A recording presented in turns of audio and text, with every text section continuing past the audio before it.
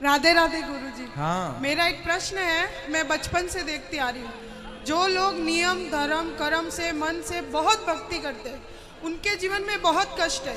सबके जीवन में कष्ट है जो भी भक्ति करते हैं। मैं भी ठाकुर जी को मानती हूँ, उनके इर्द गिर्द ही मेरे विचार रहते हैं, लेकिन इतने नियम मैं नहीं पालन कर सकती। जो थोड़ा होता है वो मैं करती हूँ, लेकिन जो ज़्यादा नियम पालन करते हैं इतना कष्ट में रहते हैं, फिर भी उनके साथ तर पर तर ब तर उल्टा होता ही जाता है। तो कहते हैं कि ये सब कर्मों का खेल है, उनके कर्म है, जैसे वो कभी कुछ पिछले जन्म में किया होगा, कभी इस जन्म में किया होगा, उनका फल है उनका दुख।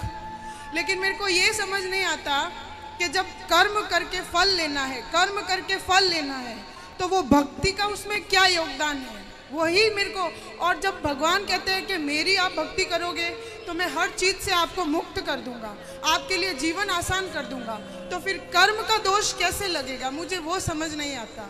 वाह, सुंदर प्रश्न है, इसलिए ताली बजाओ। सब बैठो आप लोग। अच्छे प्रश्न पूछने चाहिए ऐसे जैसे इन्होंने पूछा। सब बैठो, पहले अगल बगल की बहनें सब बैठाओ।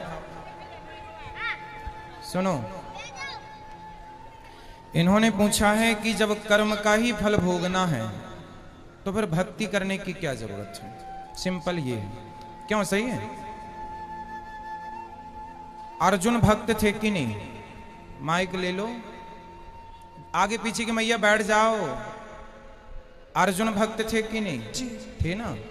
लेकिन अर्जुन को भी 12 वर्ष का वनवास जाना पड़ा। 12 साल तक जंगल में रहना कोई सरल काम तो नहीं है। 1 साल अज्ञातवास जंगल में रहना, किसी के दास दासी बन के रहना सरल काम तो नहीं है। जबकि अर्जुन जैसा भक्त कौन होगा? फिर भी उन्हें कष्ट उठाना पड़ा। भगवान राम तो स्वयं भगवान थे। 14 साल का कष्ट। माता सीता तो साक्षात लक्ष्मी थी, फिर भी दर दर की ठोकर जंगल में लकड़ियां काट काट के बच्चों का लव कुश का लालन पालन किया।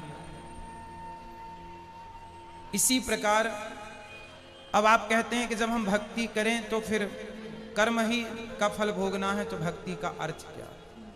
बात ऐसी है बेटा कि कर्म तो अपनी जगह है, कर्म तो हमें भोगनी है, हमें भी भोगना है, आपको भी भोगना है। भक्ति सिर्फ इसलिए की जाती है, इसलिए नहीं की जाती कि भगवान हमें पैसे वाला बना दें, भगवान हमें धन धान्य से भर दें, घर में सब कुछ हो। भक्ति का मतलब पैसा पाना नहीं, भगवान से बेटा बेटी मांगना नहीं। अरे भगवान की भक्ति आपको जो देगी, कोई कर्म में इतनी ताकत नहीं है कि आपको वो दे सके। अब उदाहरण से समझो, विभीषण को लंका का राजा बना दिया, क्या विभीषण का कोई ऐसा कर्म उसे राजा बना सकता था? कर्म अच्छे करता था फिर भी लातें खाता था, रावण लात मार के निकालता था, उसके कर्म का भी उसे दंड मिला। पर भगवान की भक्ति जो की, उस भक्ति का भी फल, कर्मों का फल यदि मिलता है तो भक्ति का फल भी मिलता है। थोड़ा सा देर है। विभीषण को भक्ति का फल मिला। उस कोई व्यक्ति ऐसा कितना कर्म करता कि वो लंका का राजा। भगवान कर्मों के फल को नहीं देखते कि तुमने भक्ति हमारी कितनी की। जब भक्त शरण में चला जाता है तो भगवान भूल जाते हैं कि कितना बड़ा पापी और पतित है, उठा करके राज सिंहासन पर बिठा देते हैं। दूसरा सुग्रीव, सुग्रीव भी लातें खाता था भाई की, दर दर की ठोकर खाता था, उठा के बिठा दिया। तो भगवान बेटा, भगवान जो दे सकते हैं कोई नहीं। इसलिए गलती हम लोगों की है कि हम उम्मीद क्या करते हैं, हे भगवान हम तुम्हारे इतने बड़े भक्त हैं, तुमने हमें बेटा भी नहीं दिया। हे भगवान हम तुम्हारे इतने बड़े भक्त हैं, रहने को घर भी नहीं दिया। हे भगवान तुम्हारे हम इतने बड़े भक्त हैं, हमारा पति नहीं सुनता, बेटा नहीं सुनता। भगवान की भक्ति का मतलब ये नहीं कि तुम्हारा बेटा सुने, तुम्हारी बेटी सुने, तुम्हारा घर बन जाए। जो भाग्य, सुदामा ने सारी जिंदगी गरीबी देखी है, क्या सुदामा से बड़े भक्त आप और हम हैं? क्या हो सकते हैं? नहीं। लेकिन सुदामा से ज्यादा हमारी शिकायतें हैं। सुदामा की तो एक भी नहीं थी, सारी जिंदगी भीख मांगकर गुजारा किया, सारी जिंदगी भगवान की भक्ति की, और मांगने नहीं गए, 4 मुट्ठी चावल अपनी हैसियत के अनुसार देने गए।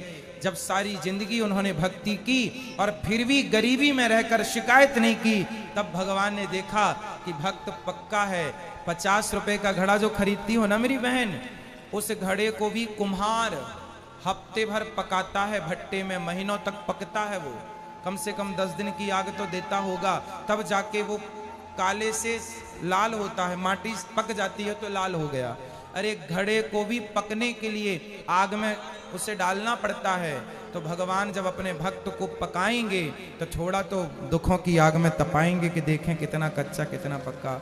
इसलिए हर हाल में गोविंद का स्मरण करो और ये मत कहो कि हमें भगवान से कुछ चाहिए। लोग कहते हैं कि भगवान के भक्तों को दुख मिलता है। अरे जो भगवान का सच्चा भक्त हो जाएगा उसे पता ही नहीं चलेगा कि दुख क्या चीज है, उसे तो सुख ही मिलेगा। गोपियों को भगवान की याद में रोने में भी सुख था, कैसे कहें हम कि ये दुख था। इसलिए जो हो गया उनका वो दुख तो है ही नहीं। दुख तो वो लोग दुखी हैं जो कोठी बंगलों में रहकर भी जो ईश्वर को भूला पड़ा है वो सब दुखी हैं, और जो ईश्वर की शरण में है याद कर रहे हैं सब सुखी हैं। अब उस सुख को आप दुख मान रहे हैं वो अलग विषय है। इच्छाएं ज्यादा है ना बेटा आपके अंदर, इसलिए वो इच्छाएं आपको दुखी बनाती रहती। इच्छाएं छोड़ के एक बार शरण में चले जाओ, वो कभी ना पाया होगा आपने जो शरण में जाकर के प्राप्त हो जाएगा। एक बार सच्चे होकर जाना। गुरुजी एक प्रश्न और है, जैसे मैं आसपास देखती हूँ, मेरे आसपास जीवन में भी देखती हूँ, जो भक्त है चलो उनका मैं समझ गई कि वो दुख है क्यों है, भक्ति का क्या महत्व है, लेकिन जो भक्त को दुख दे रहा है, जो उसको गाली दे रहा है, उसको उस चीज़ का एहसास भी नहीं होता। मुझे नहीं समझ आता वो क्या सोचता है, वो ऐसा क्यों करता है, और उसका पूरा जीवन अच्छे से चल रहा होता है और वो भक्त रो रहा होता है और उसका पूरा जीवन अच्छे से चलेगा। अगर उसको सजा मिलेगी तो वो भी मरने से कुछ दिन पहले, तो उसका जीवन तो मजे से गया और भक्त का पूरा जीवन रोने में या कष्ट में तकलीफ में गया। तो फिर उसका भक्ति न करना या करना, उसमें क्या उसमें अंतर हो गया। फिर वो तो दुख दे के मजे कर रहा है, अंत में 4 दिन भुगत लिया और फिर चल लिया। वो बेचारा भक्त पूरा टाइम रोता रहता है, गाली जो खाता भक्त रहता है। होता है ना बेटा, आप किसी भक्त को जाकर पत्थर मारिए, आप किसी भक्त को जाकर के लाठी और जूते से मारिए, तो मारने वाले की तरफ भक्त जब देखता है ना तो वो ईश्वर से प्रार्थना करने लगता है, हे भगवान इसने मुझे जूते मारे हैं, हे भगवान इसने मुझे पत्थर और लाठियां मारी हैं, हे भगवान इसे क्षमा कर देना। क्योंकि भगवान बड़े गुस्से में आ जाते हैं जब कोई भक्त को मारता है।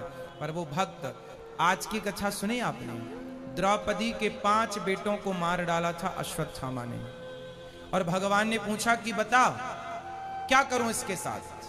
तो द्रौपदी ने क्या कहा, छोड़ दो छोड़ दो। कोई भक्त यदि बदले की भावना रखे बैठा है तो भक्त हो ही नहीं सकता। भक्त तो ये चाहता है कि इसने गलती की है पर भगवान इस पर क्षमा करना, और भगवान क्षमा करते नहीं है।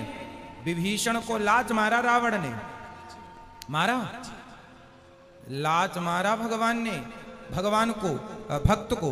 भगवान ने कहा रावण तुमने मेरी छाती में लात मारे होते ना मैं तुम्हें माफ कर देता, तुमने भक्त को मारा है इसलिए माफ नहीं सर्वनाश करूंगा, कर दिया। एक बात बताओ कि जब तक रावण ने विभीषण को लात नहीं मारा तब तक राम जी ने लंका में एक भी बाण छोड़ा हो, एक भी नुकसान किया हो लंका का, तो मुझे बताओ। रावण ने सीता मां को चुराया, जयंत ने सीता मां के चरणों में चोंच मारी थी तो बाण छोड़ दिया था, त्रैलोक्य में जयंत को बचाने वाला नहीं मिला, चरणों में चोंच मारी थी केवल, और रावण तो पूरी सीता उठा कर ले गया। तो क्या राम जी बाण वहीं से बैठे बैठे ना मार देते, रावण तो मर जाता। लेकिन नहीं, राम जी ने कहा कि रावण भले मेरी पत्नी का हरण किया हो लेकिन मेरे भक्त को रोटी खिलाता है विभीषण को, इसलिए मैं बाल भी बांका नहीं करूंगा। लेकिन जब उस भक्त को लात मारा तो राम जी ने सर्वनाश कर दिया। भगवान कहते हैं तुम मुझे लात मार दो सह लूंगा, मेरे भक्तों को मारोगे विनाश कर दूंगा। इसलिए मेरी बहन आप जो कह रही हैं कि भक्तों का अपमान करके लोग मजे से रहते हैं, नहीं, उनको जब मिलेगा ना दंड, भगवान थोड़ा सा देर, God mills grind slow but sure, ईश्वर थोड़ा धीरे चक्की चलाते हैं।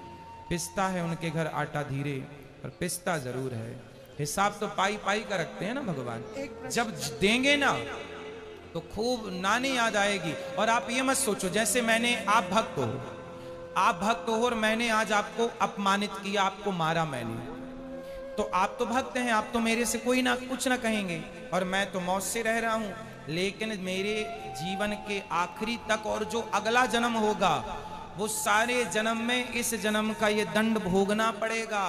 कोई अंधा है, कोई लंगड़ा है, कोई बहरा है, क्यों है? कर्मों के। किसी जन्म का तो हिसाब चुक रहा है ये। क्यों लोग घिसट घिसट के चल रहे हैं? क्यों चप्पल पांव में ना पहन के हाथ में पहनना पड़ रहा है? ये आज का ही कर्म दंड थोड़ी है, ये किसी ना किसी जन्म का कर्म दंड ही तो भोग रहा है। तो ईश्वर के घर देर है, अंधेर एक में। प्रश्न और लास्ट, जैसे भगवान कर्म की सजा देते हैं, उसको सजा मिल रही, वो पूरा जीवन सजा ले रहा है, लेकिन उसको ये ज्ञात ही नहीं है कि उसको सजा क्यों मिल रही है और वो गाली दे रहा है, तो उस सजा का क्या फायदा? ज्ञान नहीं हो सकता बेटा, ये तुम्हारे और हमारे हाथ में नहीं है, यही तो ईश्वर के हाथ में है। मिलेगा बस, ये श्योर है, ये कन्फर्म है, बट ये नहीं कन्फर्म है कि आपको किस दंड पाप का। भीष्म पितामह को बाणों की सैया मिली। भीष्म पितामह ने कहा कि मैंने तो कोई पाप नहीं किया, मैंने तो कोई अपराध नहीं किया, मैं तो अपने 20 जन्म पुराना मैं जानता हूं। भगवान ने कहा 20 जन्म तक तो जानते हो, 20 जन्म के पहले 21वां जन्म देख लेते तो मिल जाता। एक सांप को कांटों के ढेर में फेंक दिया था 21 जन्म पहले, उसका दंड आज मिल रहा है भीष्म पितामह को। तो हमारी और आपकी सोच, हमारी और आपकी बुद्धि से ईश्वर का न्याय परे है। महाराज जी, जैसे मेरे जीवन में है, मेरे साथ कुछ बुरा होगा, कुछ समय के लिए बुरा लगेगा, लेकिन मैं सोचूंगी कि शायद ये मेरे कुछ कर्मों की सजा है, फिर मैं माफी भी मांगूंगी, तो क्या मुझे वो माफी मिलेगी उस भाव के साथ, उस फील के साथ? यदि हमने कोई अपराध किया हो और हम सिर्फ भगवान की शरण में चले जाएं, तो भगवान कहते हैं सन्मुख हो ही जीव मोहि जबहि, जन्म कोटि अघनासहि तबहि, अघमेंस पाप। जो मेरे सन्मुख आकर मेरा हो जाता है, मेरे में आत्मसमर्पण कर देता है, मैं उसका हो जाता हूं और उसके सारे अपराधों को क्षमा कर देता हूं।